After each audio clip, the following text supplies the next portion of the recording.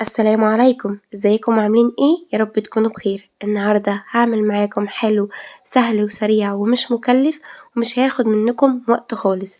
كتير منكم مش بيحب ان هو ياكل البطاطا مشوية، فانا النهاردة هعملها معاكم بطريقة متأكدة ان انتوا مش هتبطلوا تعملوها ابدا من حلاوتها بعد الطريقة اللي انتوا هتشوفوها دي.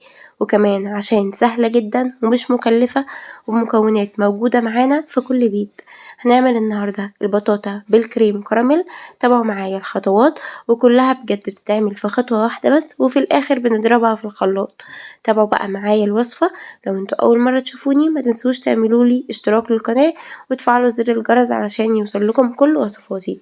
معايا كيلو من البطاطا، قشرتها بالمقشرة بتاعة البطاطس وبعد كده غسلتها كويس ورجعت ان انا قطعتها شرايح رفيعة كده زي ما انتوا شايفين عشان تتسلق معايا بكل سهولة.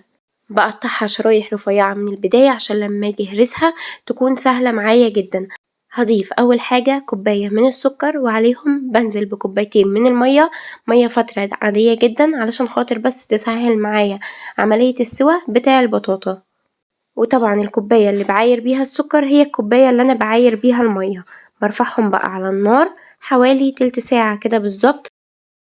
بعد 10 دقايق على نار متوسطة بتبدأ ان هي تغلي معايا كده بالشكل اللي انتوا شايفينه ده، بس طبعا بيكون لسه فيها نسبة مية علشان خاطر بتكون لسه ما استوتش سوا كامل. انا عايزاكم تسيبوها لحد ما تستوي سوا كامل وتدوب معاكم كده تماما. انا كنت فتحت الحلة بس كده عشان اخد لكم لقطة واوريكم. هنا بقى خلاص كانت اتشربت المية اللي فيها كلها واستوت معايا سوا كامل، شايفين بتتقطم معايا كده ودايبة بكل سهولة. يلا بينا على تاني خطوة. في الخلاط هضيف كوبايتين من اللبن، لبن يكون سخن علشان يسهل معايا باقي الخطوات بالشكل اللي انتوا شايفينه ده. برضو بعاير بنفس الكوباية، وكمان بضيف عليه باكت من الكريم كراميل ونوع يكون كويس انتوا ضامنينه علشان خاطر يطلع معاكم التست النهائي يكون حلو. بنزل بالباكت كله كده زي ما انتوا شايفين، وبعد كده بنزل على طول بكل كمية البطاطا بقى بتاعتي وهي سخنة كده على طول بضربها. في الخطوة دي لو انت ما عندكيش كبة او خلاط ممكن تهرسيها عادي جدا بالهراسة، هتتهرس معاكم بكل سهولة لان هي طبعا استوت كويس جدا وكمان الشرايح بتاعتها كده رفيعة. لو انتوا عندكم بقى الخلاط او الكبة يستسهل طبعا ان انتوا تضربوهم زي ما انا هعمل كده في الخلاط عشان يتعمل معاكم في خطوة واحدة. بعد كده برجع تاني ارجعها على نفس الحلة اللي احنا كنا عاملين فيها وبرفعها على النار حوالي 7 دقايق كده تاخد بس معايا غلوة واحدة وبعد كده بقفل عليها. شايفين القوام بتاعها بيبقى كريمي قد ايه؟ ليه الخطوة دي؟ عشان بس اتأكد ان الكراميل مع البطاطا اتجانسوا كده مع بعض. وبعد كده برفعها بقى من على النار. بجيب بقى القالب بتاعي، اي قالب عندكم او اي صينية متاحة عندكم، ببدأ بقى كده ان انا اوزع الصوص بتاع الكريم كراميل بالشكل ده.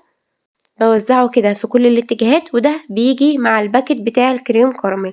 وبعد كده بنزل على طول بقى بالبطاطا بتاعتي كده في قلب القالب وهي سخنة كده على طول علشان خاطر تنزل معايا بكل سهولة.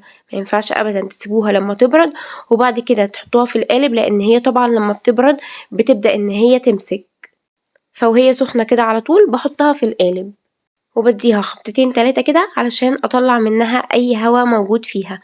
هنا برضو انا معايا قوالب كده صغيرة ضفت برضو فيها كده الكراميل وهنزل عليها برضو بالبطاطا. عايزة اقول لكم ان الكمية دي عملت معايا القالب اللي انتوا شفتوه وكمان عملت معايا 4 اطباق صغيرين كده. ممكن من البداية تعملوها كلها في اطباق علشان خاطر تطلعوا كده للضيوف عندكم او للاولاد كل واحد كده بولة خاصة بيه، وهتعمل معاكم مثلا حوالي 12 طبق، يعني من 12 ل15 في الرينج ده كده. شايفين بقى ضفت بقى كل الكمية وبعد كده بساوي الوش بتاعي وبسيبها بره التلاجة لحد ما تبرد تماما. وبعد كده بدخلها التلاجة في الجو اللي احنا فيه ده ساعة لساعة ونص مش اكتر من كده. بتبدأ بقى تجمد معايا كده من على الوش.